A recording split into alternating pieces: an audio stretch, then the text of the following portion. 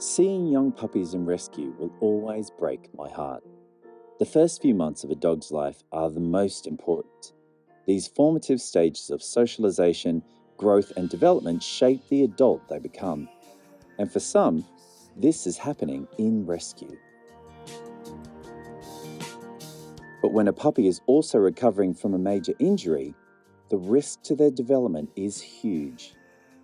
And this is what happened to Diago. So I first heard about Diago, but he came to the vets with a pretty bad broken leg. We could tell it was broken, but when they did the x-rays, it was quite hard to work out what the hell had happened. But it's right on the end of the bone, which is difficult in a puppy especially because that's near the growth plates. And if the growth plate gets damaged, the bone doesn't grow properly, or doesn't grow at all. Puppies are prone to injury when they're young because that's when they do stupid things. But if you put your puppy on a couch and it falls off and breaks its leg, you shouldn't have the puppy on the couch. So he's probably mismanaged by a well-meaning family who just don't realise the risks that puppies face because they're just not built for that sort of impact. Through no fault of his own, the 4-month-old puppy found himself in rescue, likely as a result of his traumatic injury.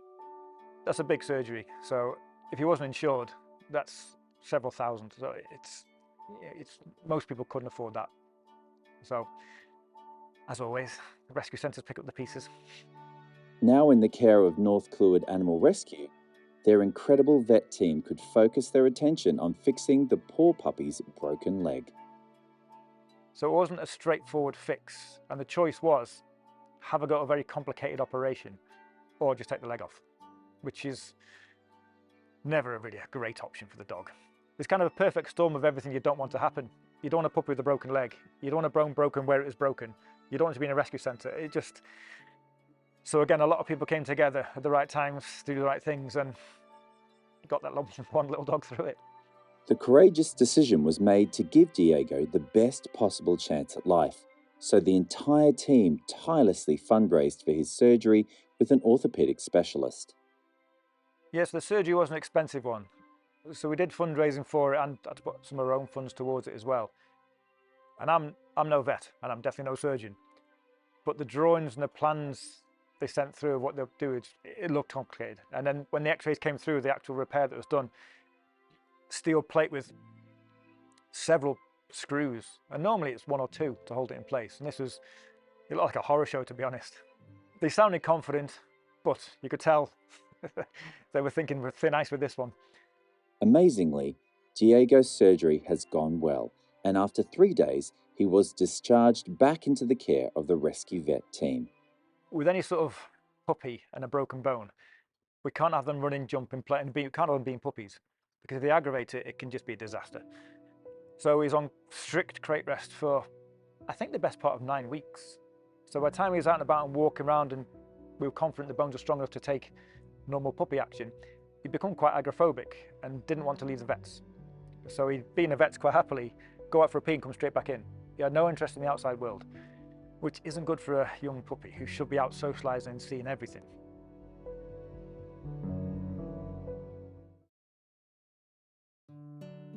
Alongside his work as an animal behaviourist, Adam is a foster carer. Over the past 15 years, Adam has opened up his home to over 50 dogs in need. With Diago needing such specialist care to overcome his fear of the outdoors, there was no better person to help him than Adam, who took him home on foster care.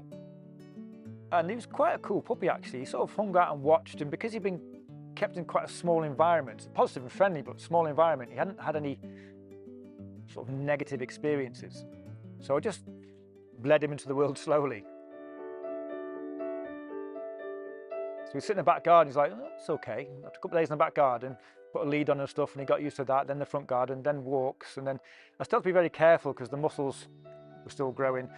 But as he got more mobile, more fit and more confident, he'd start playing with the dogs. Then he started playing with me a bit more. So it's great to see him becoming the dog he should have been a couple of months earlier.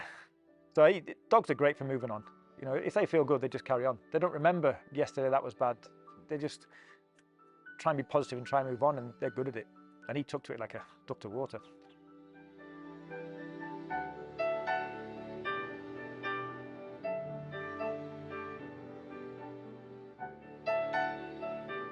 Adam's dogs Daisy and Nala soon became Diego's best friends as he learned through copying them about the outside world and socialization.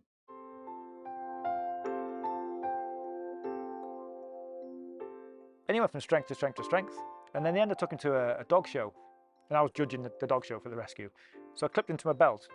And for the whole show, he just followed me around. I was meeting all the dogs, meeting the people. He just trotted behind me and lying down in the sunshine. And he was an amazing dog.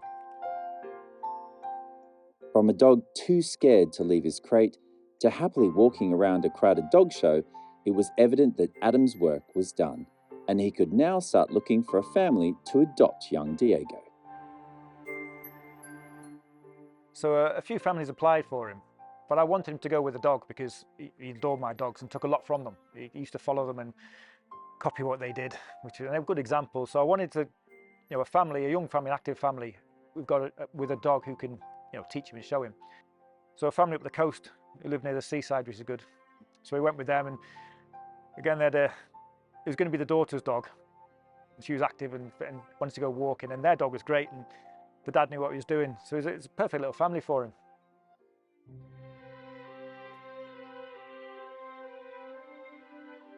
Fostering is a mentality. I know I'm putting time and effort and bonding with him, and getting him to trust me so I can show him things, and getting him bonded with my dogs and stuff, and anyone that my family and friends that come round, that's fine. But ultimately, I know I'm just a stepping stone for his forever home. Some foster dogs are just there, just being themselves, and then you find them a home, it's fine. But the dogs you have to put time and effort into, and manage them and watch them and care for them. It was a bit harder, and I had him for quite a while. So the really hard part is when I do drop them off, there can't be any big goodbyes, or I've just got to slide off. So they take the dog, and hopefully the dog forgets all about me. So it was a bit sad when we started the walk and I just peeled off and jumped in the car and they carried on walking. That was quite tough. Then I had to drive past them as well, which didn't help. But yeah, so it's the best way to do it for the dog, because tough on me, but easy for the dog to know that. I don't want them in the window looking, watching me go and then pining for the next 3 hours for me. I'd rather just move on, have fun, and forget about me. He took to it fine. He forgot about it, dropped me like a stone.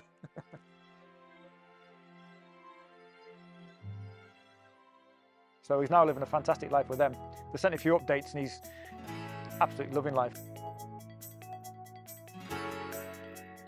His agoraphobic days are long behind him now. He's loving being outside. Diego's story goes to show the tireless work that rescue teams all over the world do to help each individual animal. And Adam and the team at North Clwyd Animal Rescue weren't going to give up on Diego.